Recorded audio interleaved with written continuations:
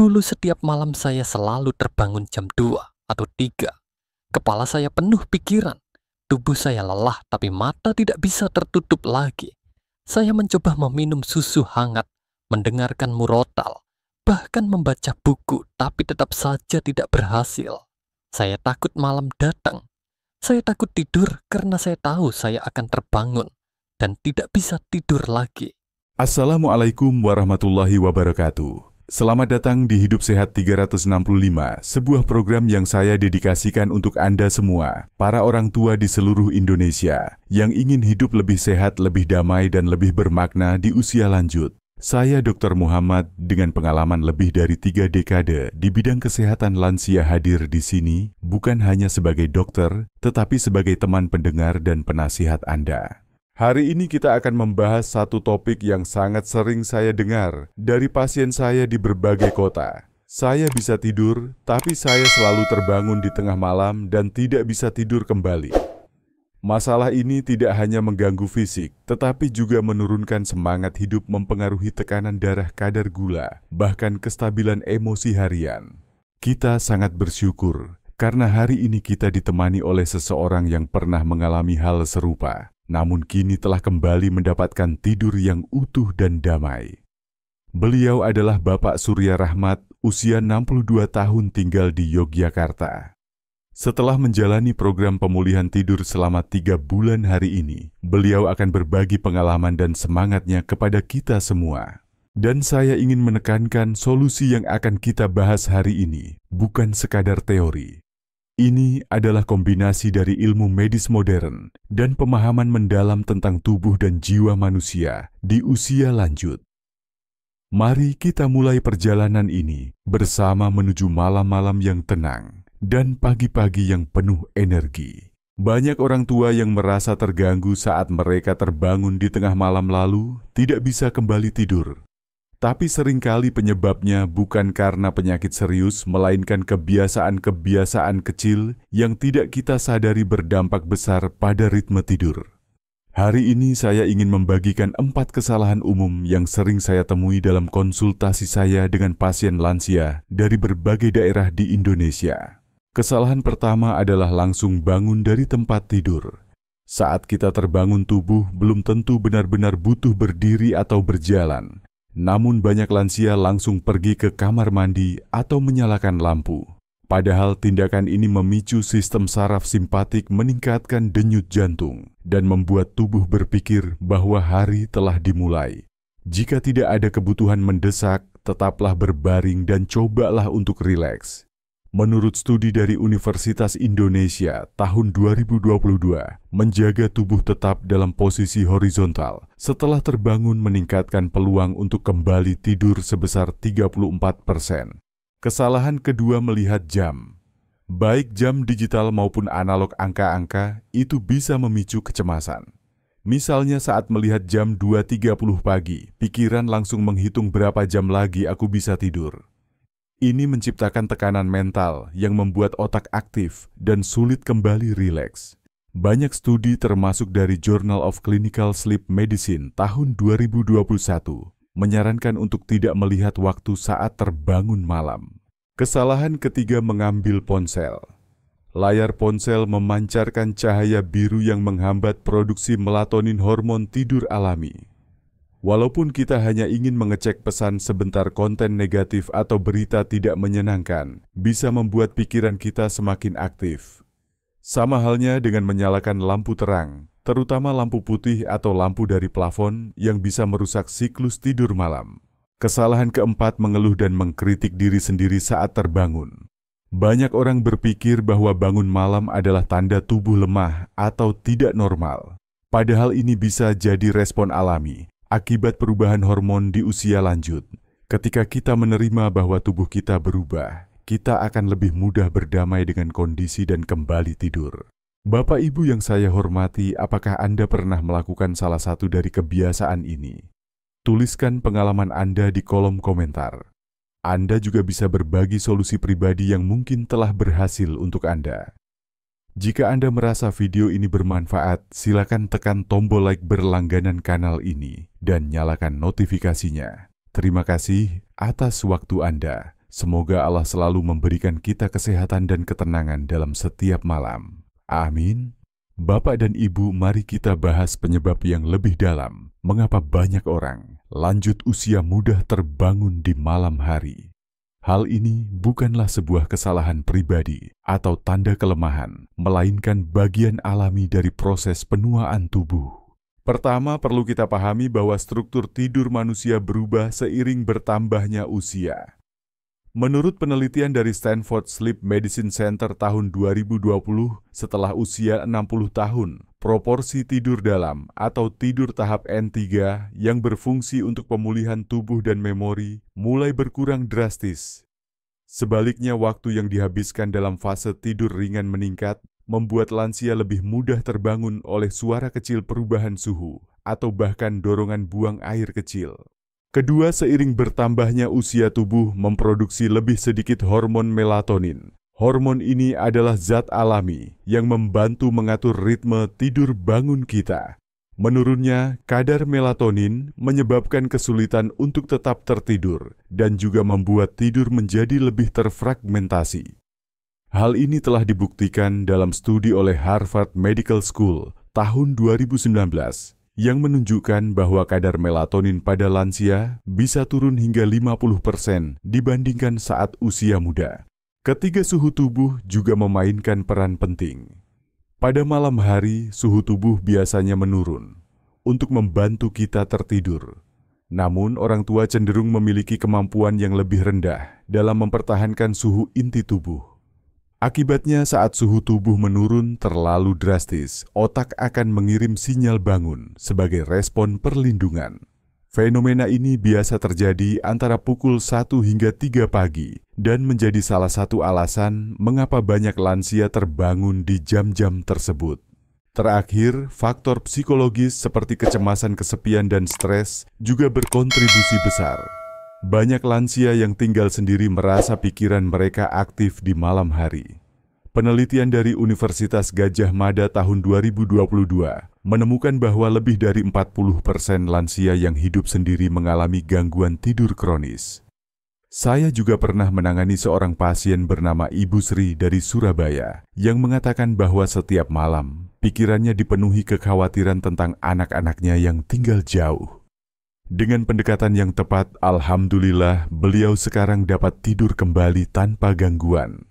Jadi terbangun di malam hari bukanlah tanda bahwa Anda gagal menjaga kesehatan. Itu adalah refleksi dari perubahan alami dalam tubuh dan pikiran kita. Yang penting adalah bagaimana kita meresponsnya dengan pengetahuan dan kasih sayang terhadap diri sendiri. Semakin kita memahami tubuh kita, semakin besar peluang kita untuk hidup sehat dan damai di usia lanjut. Setelah kita memahami penyebab lansia mudah terbangun di malam hari, kini saatnya saya membagikan rahasia pertama yang bisa membantu tubuh kembali rileks dan segar, bahkan tanpa harus tertidur lagi. Rahasia ini saya sebut sebagai istirahat dalam tanpa tidur. Dalam istilah medis, kondisi ini dikenal sebagai restful wakefulness atau istirahat aktif tanpa kehilangan kesadaran penuh. Istirahat dalam tanpa tidur adalah keadaan di mana seseorang tetap berbaring, mata terpejam, tubuh rileks, dan pikiran tidak terlalu aktif. Walaupun tidak benar-benar tertidur, tubuh tetap memperoleh manfaat besar. Penelitian dari National Sleep Foundation tahun 2020 menyatakan bahwa 1 jam dalam kondisi ini dapat memberikan pemulihan fisik setara dengan tidur selama 20 hingga 30 menit. Jantung berdetak lebih lambat, tekanan darah turun, dan hormon stres seperti kortisol berkurang secara alami. Selain itu, aktivitas sistem saraf parasimpatik meningkat, membantu tubuh masuk ke mode penyembuhan. Cara mencapainya cukup sederhana. Ketika Anda terbangun dan sulit tidur kembali, jangan bangun atau merasa panik. Tetaplah berbaring dalam posisi nyaman, pejamkan mata, lalu tarik napas perlahan dan dalam. Arahkan perhatian pada suara napas Anda atau bacaan zikir ringan yang menenangkan hati. Jika pikiran mulai melayang, biarkan saja, lalu kembalikan fokus ke napas. Intinya bukan memaksa diri untuk tidur, tetapi membiarkan tubuh rileks sepenuhnya.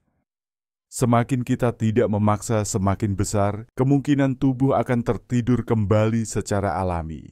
Saya memiliki seorang pasien bernama Pak Junaidi dari Solo. Beliau dulunya sering gelisah setiap kali bangun tengah malam. Tapi setelah belajar teknik ini beliau berkata, "Saya tidak lagi bertarung dengan waktu tidur. Sekarang saya berdamai dengan malam dan anehnya saya sering tertidur kembali tanpa saya sadari."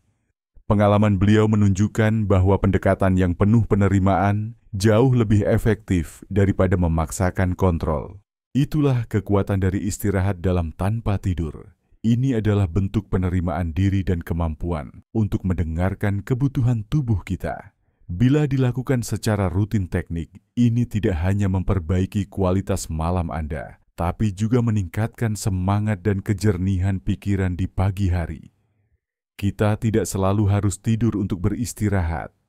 Kadang cukup dengan diam tenang dan ikhlas tubuh pun akan menemukan jalannya sendiri untuk pulih. Rahasia kedua yang ingin saya bagikan hari ini adalah teknik pernapasan 47 Taidudu 8. Teknik ini sederhana, namun sangat ampuh untuk menenangkan sistem saraf dan mengembalikan tubuh ke keadaan siap tidur. Teknik ini dikembangkan oleh Dr. Andrew Weil dari Harvard Medical School dan telah digunakan secara luas dalam terapi relaksasi untuk lansia maupun pasien dengan gangguan kecemasan. Teknik 47-8 bekerja dengan memanfaatkan mekanisme sistem saraf parasimpatik. Ketika kita memperlambat napas secara sadar, otak menerima sinyal bahwa tubuh dalam keadaan aman dan tidak perlu siaga. Ini berbeda dengan napas pendek dan cepat saat kita stres yang memicu sistem saraf simpatik. Dengan kata lain, napas kita adalah tombol kendali emosi dan pikiran. Metode ini tidak hanya menenangkan, tapi juga memperbaiki kualitas tidur secara keseluruhan. Cara melakukannya sangat mudah, duduk atau berbaring dalam posisi nyaman. Tutup mulut Anda dan tarik napas perlahan melalui hidung selama 4 detik. Tahan napas selama 7 detik.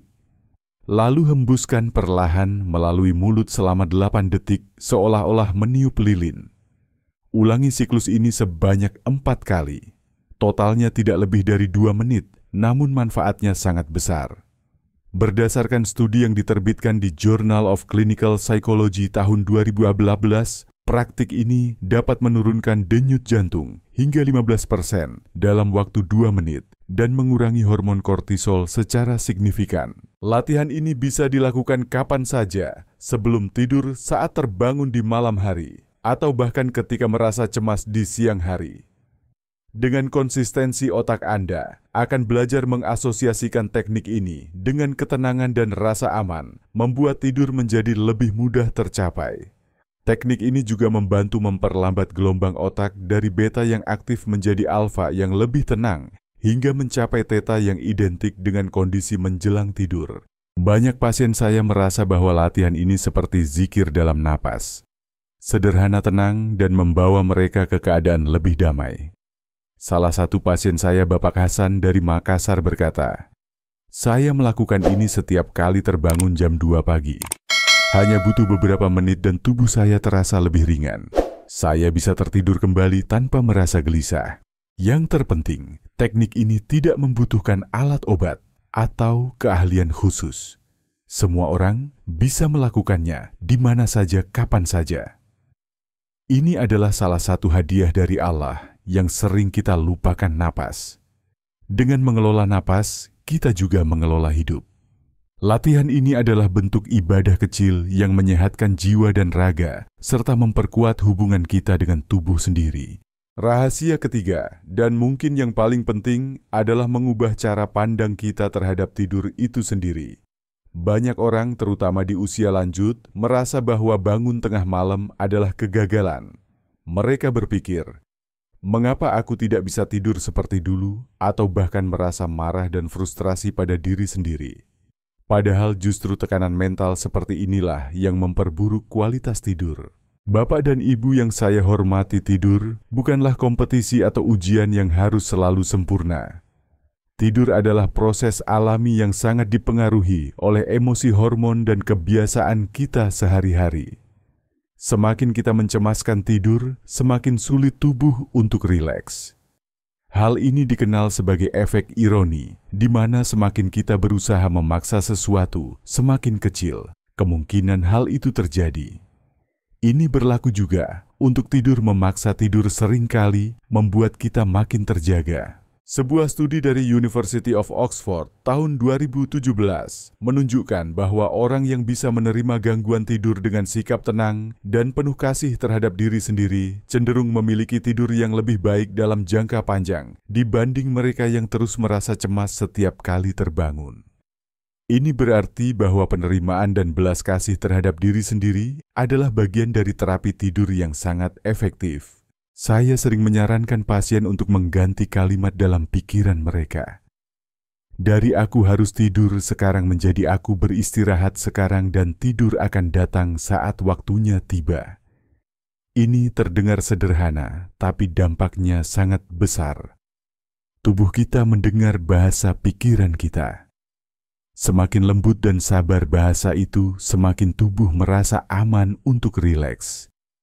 Kita harus belajar berbicara kepada diri sendiri, seperti berbicara kepada seorang sahabat yang kita cintai, bukan seperti mengkritik seorang anak yang gagal. Pasien saya, Ibu Aminah dari Bandung, pernah berkata, "Saya dulu marah setiap kali bangun tengah malam. Tapi setelah belajar menerima dan tetap tenang malam, saya terasa lebih damai. Kadang saya tidur lagi, kadang tidak, tapi saya tetap bangun pagi dengan hati yang ringan. Bahkan ketika tidak kembali tidur, waktu malam yang tenang bisa digunakan untuk berzikir, merenung, atau sekadar bersyukur atas napas dan kehidupan. Dengan cara pandang yang baru ini, malam tidak lagi menjadi musuh, melainkan sahabat dalam perjalanan kita menuju kesehatan jiwa dan raga. Tidur bukanlah tugas yang harus dipenuhi. Tidur adalah hak tubuh yang datang saat kita siap menerimanya. Ketika kita mengubah cara berpikir, kita membuka jalan bagi tubuh untuk menemukan ritme alaminya kembali. Bapak dan Ibu yang saya cintai, kita telah membahas 3 rahasia sederhana namun sangat berdampak besar untuk membantu tidur kembali setelah terbangun di malam hari. Kita telah belajar bahwa istirahat dalam tanpa tidur bisa memberikan manfaat hampir setara tidur itu sendiri.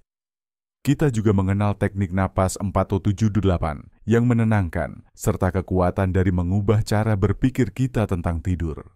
3 pendekatan ini jika dilakukan secara rutin dan penuh kesadaran, dapat menjadi solusi nyata tanpa perlu konsultasi panjang ataupun penggunaan obat-obatan yang berat.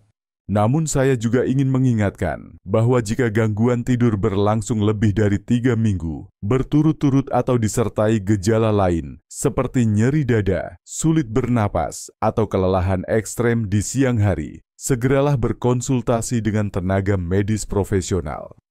Gangguan tidur kronis bisa menjadi tanda dari kondisi medis lain yang lebih serius seperti gangguan tiroid sleep apnea atau masalah metabolisme. Deteksi dini sangat penting untuk mencegah komplikasi lebih lanjut.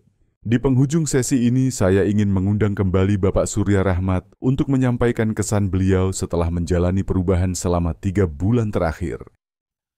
Dulu saya merasa tidak berdaya setiap kali bangun malam. Tapi sejak mengikuti arahan dari Dr. Muhammad, hidup saya berubah. Saya jadi lebih tenang, lebih sabar terhadap diri sendiri. Malam tidak lagi menakutkan. Saya sekarang menyambut malam seperti sahabat. Kadang saya masih terbangun, tapi saya tahu harus apa. Dan yang paling penting, saya merasa lebih hidup. Terima kasih banyak Bapak Surya atas kesaksian yang sangat menyentuh. Perjalanan Bapak menunjukkan bahwa perubahan besar bisa dimulai dari langkah-langkah kecil dan penuh kesadaran. Tidak perlu alat mahal, tidak perlu obat kuat. Yang dibutuhkan hanyalah niat pengetahuan dan kesabaran. Jika Bapak dan Ibu merasa video ini bermanfaat, silakan bagikan kepada saudara dan teman-teman Anda. Klik tombol suka langganan dan nyalakan notifikasi untuk mendukung program ini terus berlanjut.